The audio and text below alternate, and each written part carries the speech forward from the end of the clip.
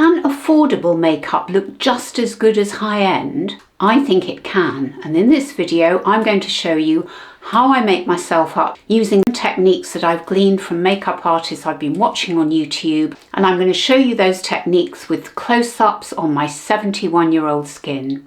Oh, and hello and welcome to my channel. My name's Des. I'm a 71-year-old woman who loves to talk all things beauty, fashion and lifestyle for women over 50, over 60, over 70 and beyond. So without further ado, let me show you my techniques using only affordable makeup and tools. So we're going to start with number one, which is prepping our skin. Now I'm finding, because I'm wearing foundations rather than skin tints at this time of year, it's winter in the Northern Hemisphere, I prefer to wear a primer because I think on my 71-year-old skin, which is really quite lined, it's got deep lines here and here, that if I don't wear a primer, my skin doesn't look as smooth. I was going to say flawless. My skin never looks flawless. It can't look flawless because I'm 71, but as flawless as it possibly can do, given my age and the type of skin that I have. So that's what we're going to do first. And we're going to use the E.L.F. Liquid Poreless Putty Primer. Now I used this a lot earlier in the year, in fact even last year I think, so there isn't a huge amount left. I don't know whether you can see, but I've only got a tiny little bit left at the bottom there. But that's what we're going to start with. So like I say, all the products are affordable. Most of them are actually E.L.F, but not all. Because E.L.F is one of those brands, affordable brands, that doesn't contain a lot of fragrance, or rather a lot of their products don't contain fragrance. Not all of them, but some of them do contain fragrance, and I'm allergic to fragrance. I get really bad seborrheic dermatitis if I use products that contain fragrance. So in fact, this is a good time to tell you why I cannot use brands like, for example, Essence. Apart from the fact that they're actually quite difficult to get hold of in the UK, I think you can really only get them on Amazon for some reason, even though I gather it's a Polish brand, I think. So very odd. But anyway, that's one of the reasons I struggle with a lot of affordable brands, because a lot of affordable brands contain fragrance and it's really annoying. I don't know why that is, but it's the way it is. And so I have to be quite careful and I have to read all the ingredients lists with a fine tooth comb, and I've made some mistakes. Quite recently actually I bought some lipsticks from Laura Mercier, a high-end brand, and they contain fragrance and I'd missed that in the Inky list, so very annoying. So I have to be very careful.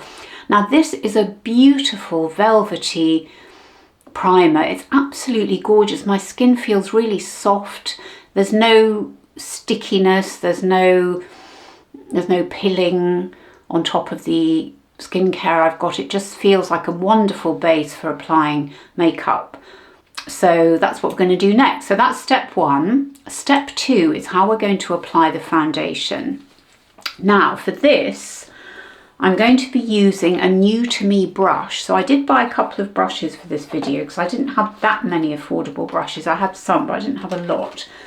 So what I've done is I've got this Real Techniques brush, which I haven't used yet. It's completely virgin out of the pack, because the one I was going to use was an E.L.F. brush, which I'd also bought recently, which we will probably use later, and that is the E.L.F.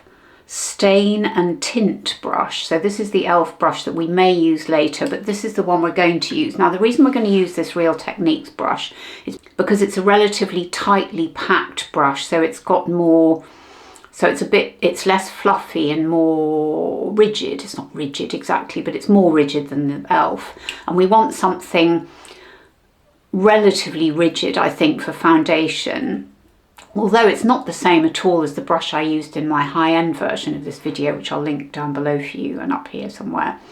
And where I used the Heavenly It Cosmetics brush, which is a bit more pliable, but I think this one will work well for foundation. So let's get the foundation, and we're going to use the E.L.F. Soft Glam. This is one of my holy grail foundations, and I think it was everybody's holy grail foundation last year. But what we're going to do differently is I've got a slightly darker shade, because some of you who've been watching my channel for a while have been saying that I've been using too light a shade for my neck.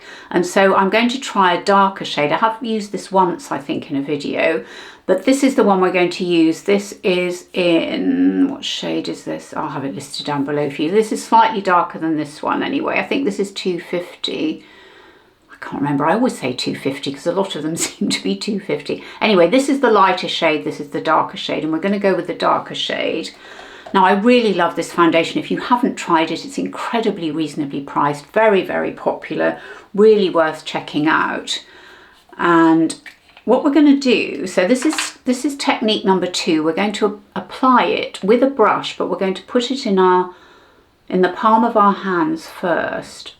So I've done a little squiggle like that. So it's basically a pump, I would say, but it's more of a squiggle. And then we're going to get our brush and we're going to swirl the brush. Oh, it tickles. I'm going to swirl the brush around in the palm of my hand. I think it's because the brush, actually it's deceptively soft, because although it feels dense, looks dense, and feels it when you sort of ruffle it, it's actually quite soft. So we'll see how it works, but we're going to apply it after having kind of massaged it into the hand and into the brush, of course. So we're going to start applying it, and we're going to sort of kind of sweep and pounce, I think you would say. That's the technique we want to use. Sweep and pounce. I think this is a good colour for me. I think it's matching my neck quite well. Now, one of the ways I can tell that I've got enough product on is to see whether this blemish is being nicely covered. I don't actually mind whether it's shown or not, but it's a good test to see whether the foundation has enough coverage. And it looks to me like it has. Let me just check in my magnifying mirror. I think that's pretty good. So the next thing we're going to do is apply concealer. So that's technique number 3, because what we're going to do is we're going to use the same brush. I know, we're going to use the same brush to apply the concealer. Now for concealer, we're going to use the L'Oreal True Match, and I've got 2 shades, and I think we might mix them together. So I will put the shades down below for you. I can't honestly remember what they are at the moment, but I think one is darker. Well, actually one's a bit more pinky. So I think if we mix them together, we'll get the right sort of shade, because we don't want too dark a shade, we don't want too light a shade. But what we're going to do is just let them settle for a bit while we do our brows. And I'm going to use the Powder Louder by NYX. This is in the shade Taupe.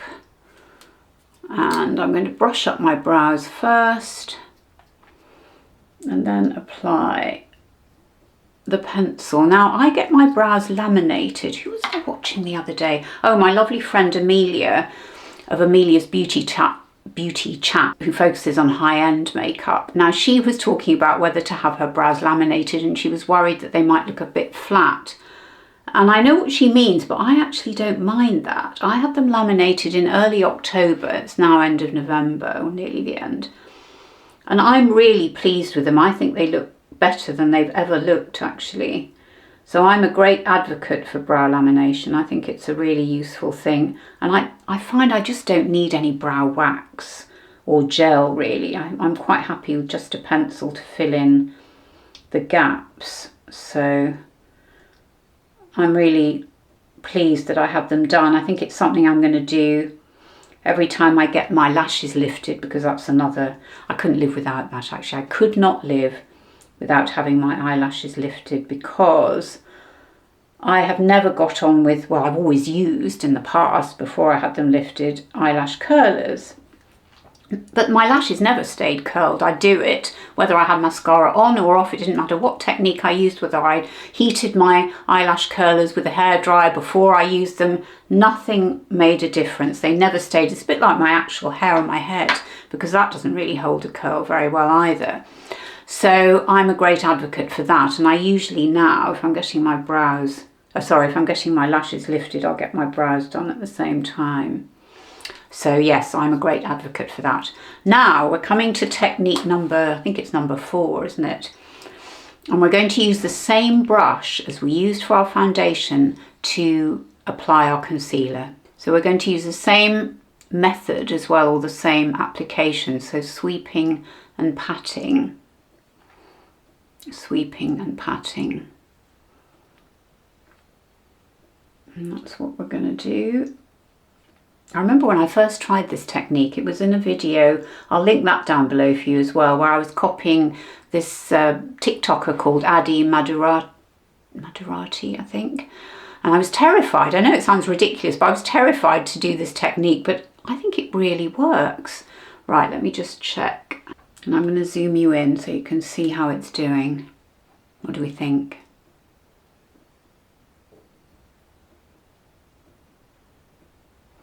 This concealer, I think when I did my concealer roundup, well not roundup, but sort of pitted one concealer against another, this concealer came second, I think, after, I've forgotten what number one was now, but it came in at number 2 anyway, and I do think it's a really good concealer. And I think mixing the two is absolutely fine.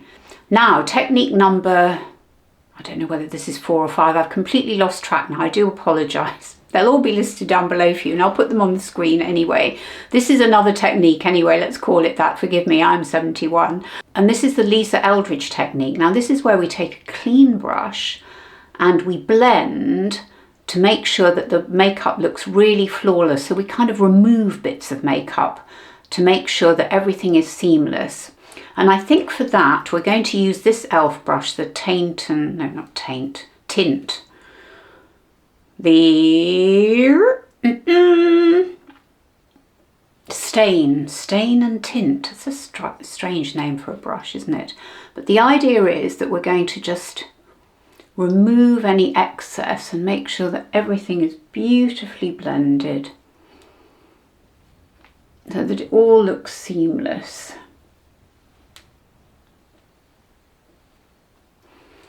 We'll just check the under eyes as well, because that's always a bit of a flash point, isn't it? Oh, and around the nose, I must say, look around the nose, it's looking pretty good, isn't it?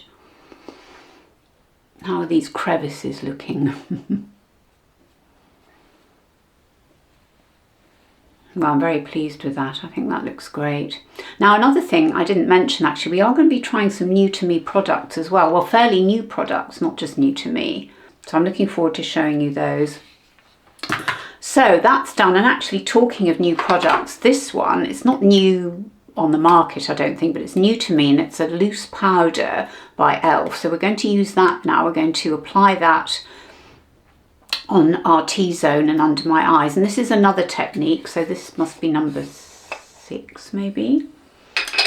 And what we're going to do, again, this is an Addy technique. So we're going to get some powder into we're going to get some loose powder into our hands. I had a real problem trying to get the powder, well, the packaging to open yesterday with this one. So do be careful when you get it. I mean, it's probably me because I'm a bit cat-handed. I'm actually going to put the powder in the palm of my hand rather than in the lid of the tin.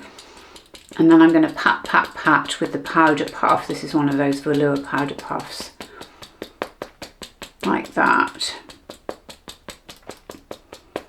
And then we're simply going to press on our eyelids, under our eyes and down our T-zone. So I think we'll start here gently.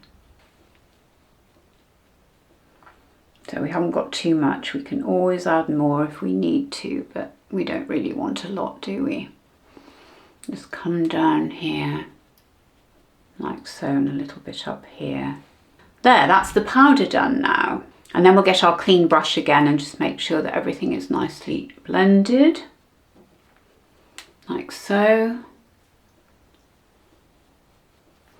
We haven't got any excess, everything is smooth. Great, I think it's looking really good.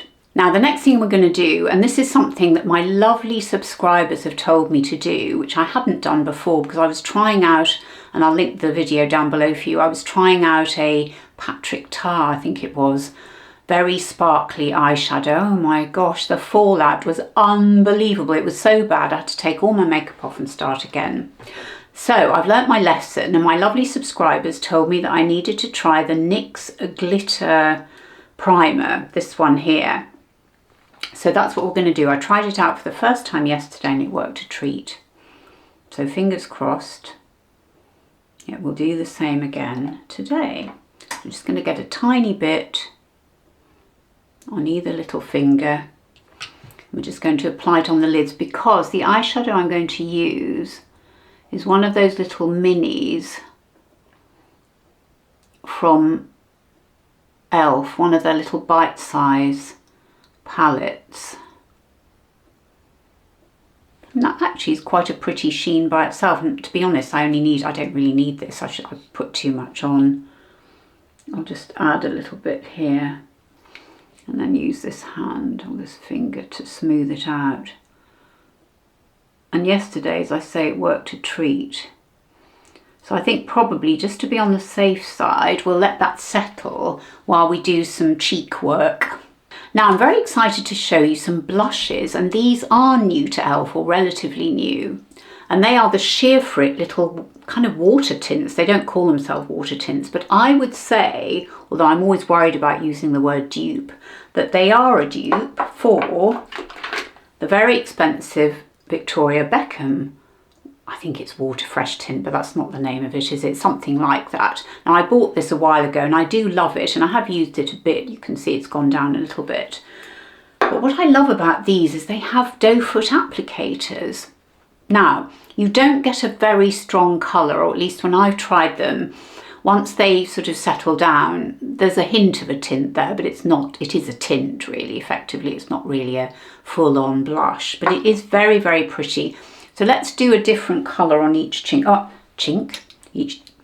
So let me swatch them for you. So this one is, what's this one? So this one's Plums Up. So let me see if I can swatch that on my arm for you. That's Plums Up. And then, do you know, I can't read that even with my magnifying glass. I'll put it on the screen. It's a warmer colour, slightly more orangey, I would say. Yeah, that's it there. So those are the two beautiful colours. I think actually, do you know what, given the shades we're using on the eyes, which one shall we actually wear? Let me see. Actually, no, do you know what? I think we will use this one, the nameless one. The tint that shall be nameless. And actually, just because I don't want to ruin my jumper, I'm going to wipe this off now. Oh, look, actually, do you know what? Look, it's stained quite well. It's not coming off easily with a Kleenex. So we're just going to paint this on like so. And then we'll smooth it out with our fingers and see how that works. And it's probably, possibly more of a summery product, but I don't know though. Looks quite good, and it's drying very, very quickly actually. I mean, that is very pretty and very, very similar to the Victoria Beckham. I think what we might do is I think I'll just add a tiny bit more here. This is the cheek that I've got more texture on. It's the one I lie on. Or is it? Yeah, I think it is. Which is odd because this is the eye that's more crinkly and I don't lie on that side so often, although I used to. Actually, do you know what it is because since we've moved house, I sleep on I sleep on the opposite side of the bed to the one I slept in when we were in London. That's probably why. So that is the cheeks done, and now we've let the primer, the eye primer, settle down. Let's go on to the eyeshadow. So this is the little palette here, this little Berry Bad mini, I think it's called, what did I call it? I've forgotten now. This little mini palette anyway. And there are the colours, Berry Bad by E.L.F. And what we're going to do is I'm going to get my Sephora brush. So this is one I've had for yonks actually. I'm just going to stick with one brush, I think, and we're going to get this lightest colour and put it all over the lid. We're going to start with that. There we are. It's funny, it comes out more sort of pigmented on my lid than it does when you look at it in the palette, which is odd. Yeah, it looks sort of more sandy somehow in the palette than it does on my eyelid. That's given it a nice base anyway, given the lid's a good base from which to work. So the next shade I'm going to use is this one, this sort of goldy. It's kind of like a more sparkly version of this one, isn't it?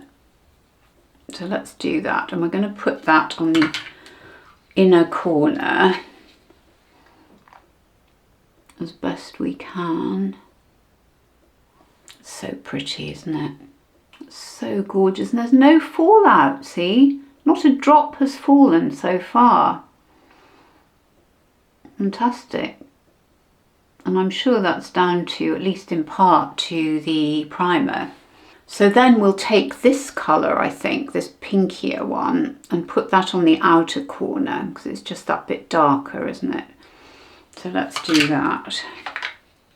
And then we'll do some blending afterwards. Not sure I'm seeing a huge amount of difference there. Let's try again. Let's get a bit more. Ooh, this is when my little finger starts to go a bit stiff.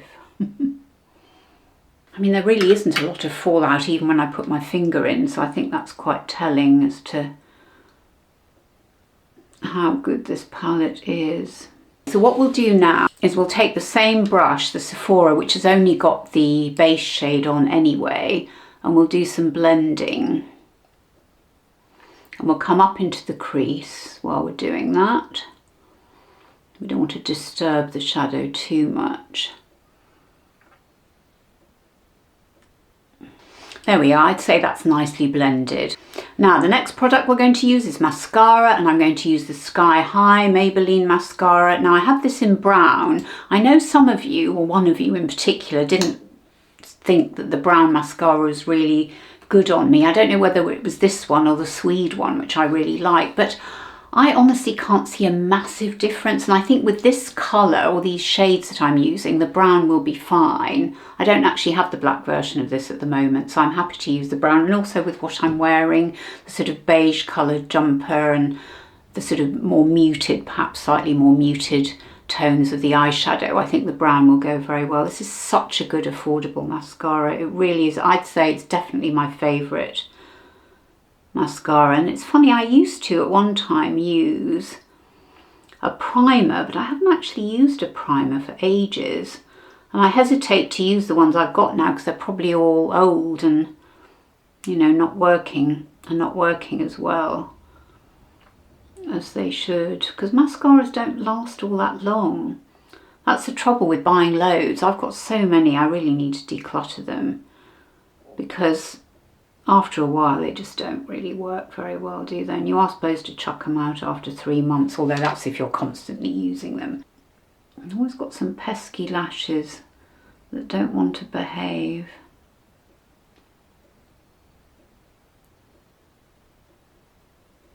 Now the final product we're going to use just before we use lipstick is this fantastic product which I found in the summer. It's the E.L.F Halo Glow Beauty one, but it's this little tiny one. It's a highlighter, but it has some kind of bronzy quality to it. Let me just swatch it for you before I apply it. And it's got one of these sponge applicators, which I really like. Look at that absolutely stunning colour. Isn't it gorgeous? And I seem to remember that I'd found this around the same time, and I hesitate to use the word dupe again, that I found the Laura Mercier, was it the some kind of highlighting bronzer, I think it was called. And it was in a tube. It didn't have a sponge applicator, but it was very similar. And I just think this is so beautiful. Let me just wipe this off my arm again, because knowing me, I'll make a right pig's ear of my jumper if I don't. And what we're going to do, I'm just going to apply it just very gently, but can you see, look how beautiful that is. We're already a little bit glowy up there anyway, but I think just adding a little bit more glow really looks very effective when you get to a certain age, because you don't want to look like a dried up old prune now, do we? Not that we ever would. So let me blend that out now with my fingers. It's so pretty, isn't it? So pretty. I think that's gorgeous. And I think with the blusher, which isn't very strong, but it's strong enough, and then adding the Halo Glow wand is really effective. Now let's come on to lipsticks. Now this is something else I want to tell you about. I'm going to use the pencil first of all that I've been using for about 5 years now in videos. No, it can't be 5 years, I've been on YouTube for 5 years. But anyway, for a very long time. It's the NYX pencil. I think it's a neutral brown or something like that. Is it? Nude Beige. I never get the names right.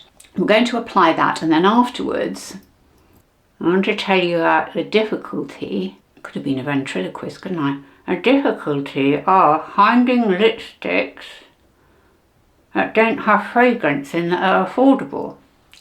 It really is difficult because if it hasn't got fragrance in it, it's got vanilla, which I'm also allergic to. So I have gone back for this video to an Old Faithful. This is by Revolution or Revolution Pro, and it's called Velvet. I think the shade is called Velvet. So let me apply it. I think it is a satin matte, they call it, which is slightly a contradiction in terms, isn't it? But it's a lovely neutral shade and it feels so creamy and comfortable on the lips. As you can see, it's pretty worn. As you can see, it's pretty worn down. Everything drops off my lap. I think it's because I cross my legs when I'm recording. That was the mirror. So let's come in for a final close-up.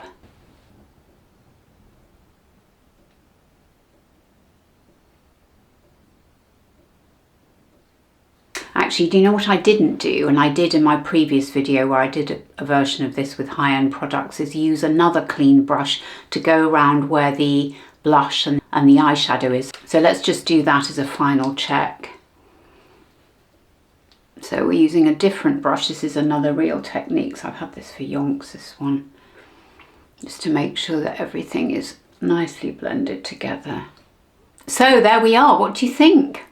I'm really delighted with the way this has turned out. Now the final tip that I wanted to show you was to use a setting spray, but unfortunately the E.L.F setting spray that I ordered has not yet arrived, but I will put it on the screen for you and down below in the description box. It's a really good setting spray and it doesn't contain any fragrance, because that's the other problem with a lot of setting sprays, both high-end and affordables. They often contain fragrance, but this one doesn't, and it's quite a small bottle, which is quite useful really because you don't need a lot.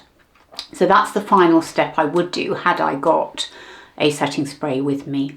So what do you think? Do you think I've cracked it? Do you think this affordable version works? I think I've proved to you, I hope I have, that you do not need to spend a lot of money on products to get a beautiful, flawless, or as flawless as you can at 71 complexion and makeup look. Let me know in the comments, have you tried any of these products? What do you think of those water tints? I know they're not called that, but the E.L.F equivalent of the water tints. I think they're very beautiful and really easy to use with the doe foot applicator. And what do you think of all the techniques? If you haven't tried them already and you haven't watched my other video, which I will link down below for you, what do you think? Would you give them a go? Let me know in the comments and let's have a chat. And if you've enjoyed this video, I'd be so grateful if you'd give it a thumbs up because it really helps my channel. Subscribe to it if you haven't already and hit the notification bell, because that way YouTube understands that you enjoy my videos and it will show them to you more frequently, because sometimes even if you're subscribed, you won't necessarily see my videos on the home screen. But just to let you know, if you are new to my channel, I upload videos every Wednesday and Sunday at 3 o'clock UK time. Oh, and another thing to mention is I have a weekly newsletter, and the link to subscribe to that is in the description box below. And thank you so much for watching. It means the absolute world to me. It really does. And I hope you're all doing really well. And I look forward to seeing you on my next video on Wednesday, when I will show you my stand-up routine. Bye.